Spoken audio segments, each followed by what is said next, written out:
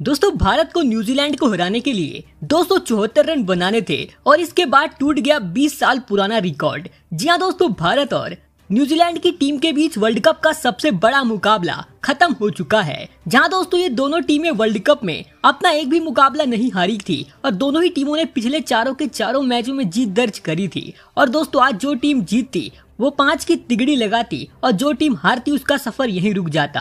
जहां दोस्तों ये मैच काफी कमाल का था और जब इस मैच में कप्तान रोहित शर्मा ने टॉस जीता तो उन्होंने टॉस जीतते ही गेंदबाजी चुनी और दोस्तों उन्होंने बोला कि हमारी टीम में 2 बदलाव हुए हैं। जहां हार्दिक पांड्या की जगह सूर्य कुमार यादव को खिलाया गया है तो शार्दुल ठाकुर की जगह मोहम्मद शमी इस मैच में गेंदबाजी करेंगे। और दोस्तों शमी ने आज के मैच में कहर बरपा दिया था। हालांकि दोस्तों न्यूजीलैंड की तरफ से डेवेन कॉनवे और विल यंग जब पारी की शुरुआत करने उतरे तो इनकी शुरुआत बेहद ही खराब रही, क्योंकि दोस्तों इनको पहला झटका ही 9 रन के स्कोर पर मोहम्मद सिराज ने देकर डेवेन कॉनवे को आउट कर दिया था। और दोस्तों कॉनवे अपना खाता भी नहीं खोल पाए थे तो 19 रन के स्कोर पर मोहम्मद शमी ने अपनी वर्ल्ड कप की पहली गेंद पर ही विल यंग को क्लीन बोल्ड मार दिया था और विल यंग 17 रन बनाकर आउट हुए थे। और दोस्तों न्यूजीलैंड के दोनों सलामी बल्लेबाज 19 रन के स्कोर पर पवेलियन लौट चुके थे और भारत की शुरुआत इस मुकाबले में धमाकेदार अंदाज में हो गई थी।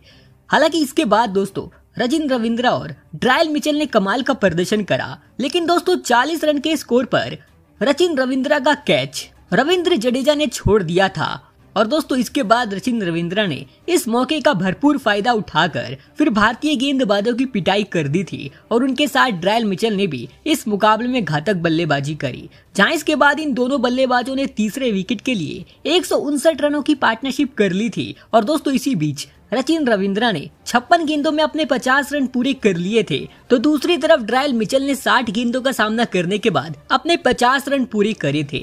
जहां इसके बाद ये दोनों बल्लेबाज काफी आक्रामक बैटिंग करने लग गए थे, लेकिन दोस्तों इस पार्टनरशिप को 178 रन के स्कोर पर मोहम्मद शमी ने तोड़कर रचिन रविंद्रा को आउट कर दिया। और दोस्तों रविंद्रा 75 रनों की शानदार पारी खेलकर आउट हुए थे। जहां इसके बाद बैटिंग करने कप्तान लैथम उतरे, लेकिन दोस्तों उनको कुलदीप यादव ने आउट कर दिया था और वो केवल 5 रन बनाकर आउट हुए थे। लेकिन इसके बाद ड्रायल मिचेल का साथ देने ग्लेन फिलिप्स उतरे और दोस्तों इसी बीच फिलिप्स ने एक शानदार छक्का जड़ लिया था। लेकिन दोस्तों दूसरी तरफ ड्रायल मिचेल ने कमाल का प्रदर्शन करते हुए केवल 100 गेंदों का सामना करने के बाद अपने शतक पूरा कर डाला था। और दोस्तों उनके वर्ल्ड कप का ये पहला शतक था जिसे जड़ने के बाद वो काफी ज्यादा खुश दिख रहे थे। लेकिन दोस्तों इसके बाद हमें भारतीय गेंदबाजों का जबरदस्त कमबैक देखने को मिला, क्योंकि दोस्तों इसके बाद भारतीय गेंदबाजों ने न्यूजीलैंड के एक के बाद एक विकेट गिराने लग गए, क्योंकि इसके बाद ग्लेन फिलिप्स केवल 23 रन बनाकर कुलदीप यादव की गेंद का शिकार बने थे तो इसके बाद जसप्रीत बुमराह ने मार्क चैंपियन को आउट कर दिया और वो 6 रन बनाकर आउट हुए। जहां इसके बाद मोहम्मद शमी ने एक ही ओवर में एक के बाद एक करके मिचेल सेंटनर और मैट हेनरी को क्लीन बोल्ड मार दिया था। लेकिन एक तरफ इस मुकाबले में ड्रायल मिचेल कमाल की प्रदर्शन कर रहे थे, लेकिन दोस्तों उनको भी आखिरी ओवर में मोहम्मद शमी ने आउट कर दिया और ड्रायल मिचेल 130 रनों की बेहतरीन पारी खेलकर आउट हुए थे। उनके इस पारी में 5 छक्के तो 9 चौके शामिल थे तो आखिरी गेंद पर लोकी फर्ग्यूसन रन आउट हो गए थे। और दोस्तों इस तरह न्यूजीलैंड ने पूरे 50 ओवर खेलने के बाद 273 रन बनाए थे। जहां इस मैच में भारत की तरफ से मोहम्मद शमी ने कमाल का प्रदर्शन करते हुए अपने 10 ओवर में 54 रन दिए थे और 5 बड़े विकेट अपने नाम किए थे। जहां कुलदीप यादव आज के मैच में महंगे साबित हुए, लेकिन उनको 2 विकेट हाथ लगी थी तो बुमराह सिराज ने भी एक विकेट चटकाया था। अब दोस्तों भारत को ये वर्ल्ड कप मैच जीतने के लिए और अपनी इस वर्ल्ड कप में 5वीं जीत दर्ज करने के लिए 274 रन बनाने थे। और जब इसके बाद भारत की तरफ से कप्तान रोहित के साथ शुभमान गिल टारगेट का पीछा करने उतरे तो फिर दोस्तों इन दोनों बल्लेबाजों ने शुरू से ही न्यूजीलैंड के गेंदबाजों पर अटैक करना चालू कर दिया। और दोस्तों भारत का स्कोर इस मुकाबले में काफी तेजी से आगे भागने लग गया, जहां दोनों बल्लेबाज एक के बाद एक करके न्यूजीलैंड के गेंदबाजों की जबरदस्त पिटाई कर रहे थे और भारत के दर्शक पूरी तरह खुश होते जा रहे थे, क्योंकि उस मैच में रोहित शर्मा आगे बढ़ बढ़ के छक्के मार रहे थे और न्यूजीलैंड के गेंदबाजों की पूरी तरह हवा उतार रखी थी। जहां इसके बाद रोहित शर्मा ताबड़तोड़ बल्लेबाजी करते करते अपने अर्धशतक के केवल 4 रन दूर थे, लेकिन तभी वो एक बड़ा शॉट खेलने के चक्कर में लोकी फर्ग्यूसन की गेंद का शिकार बन गए और वो क्लीन बोल्ड हो गए थे। जहां रोहित शर्मा की इस पारी में 4 छक्के 4 चौके शामिल थे और उन्होंने 46 रनों की बेहतरीन पारी खेली थी। जहां इसके बाद शुभमान गिल को भी लोकी फर्ग्यूसन ने 76 रन के स्कोर पर आउट कर दिया था। जब शुभमान गिल लोकी फर्ग्यूसन की गेंद पर अपरकट खेल रहे थे तभी वो आउट हो गए थे और उन्होंने 26 रन बनाए थे।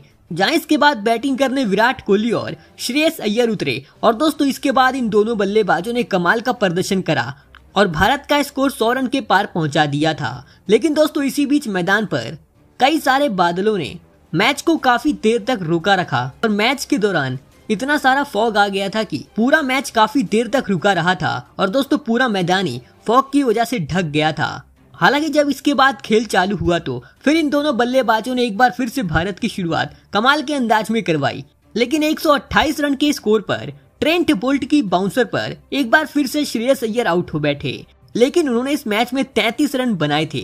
जहां इसके बाद विराट कोहली का साथ देने केएल राहुल उतरे और इसके बाद इन दोनों बल्लेबाजों ने यहां से भारत का स्कोर काफी धीरे धीरे आगे बढ़ाया और दोस्तों ये दोनों ही बल्लेबाज काफी संभल कर बैटिंग कर रहे थे और दोस्तों भारत की जीत इस मुकाबले में पक्की होती जा रही थी। लेकिन इसके बाद 182 रन के स्कोर पर जब मिचेल सेंटनर ने केएल राहुल को एलपीडब्ल्यू आउट कर दिया था तो अंपायर ने तो उन्हें आउट नहीं दिया था। लेकिन इसके बाद रिव्यू में पता चला कि वो गेंद सीधा किल्ली से टकरा रही है और इस वजह से केएल राहुल 27 रन बनाकर आउट हुए। जहां इसके बाद बैटिंग करने सूर्य कुमार यादव उतरे और दोस्तों सूर्य कुमार यादव इस वर्ल्ड कप में पहला मैच खेल रहे थे। लेकिन दोस्तों वो भी केवल 2 रन बनाकर रन आउट हो गए थे।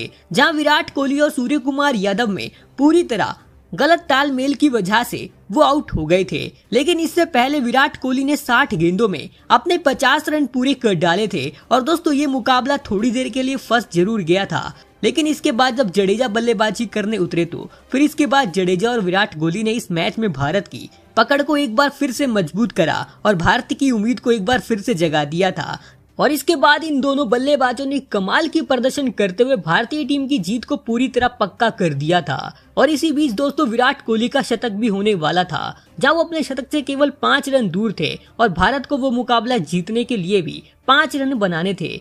जहां इसके बाद मैट हेनरी की गेंद पर विराट कोहली ने एक बड़ा शॉट खेला लेकिन दोस्तों वो कैच ग्लेन फिलिप्स ने पकड़ लिया था और इस वजह से विराट कोहली 104 गेंदों में 8 चौके 2 छक्कों की मदद से 95 रनों की शानदार पारी खेलकर आउट हुए और दोस्तों 5 रन से अपने शतक से दूर रह गए। लेकिन दोस्तों उनकी ये पारी 20 साल के इंतजार को खत्म करवा गई क्योंकि दोस्तों इसके बाद रविंद्र जडेजा ने 48वें ओवर की आखिरी गेंद पर एक शानदार चौका जड़कर भारत को इस मुकाबले में जीत दिलवा दी और भारत की टीम ने ये मुकाबला 4 विकेटों से जीत लिया। जहां रविंद्र जडेजा 39 रनों की शानदार पारी खेलकर नॉट आउट रहे और इस जीत के बाद भारतीय टीम पॉइंट्स टेबल में सबसे ऊपर पहुंच चुकी है।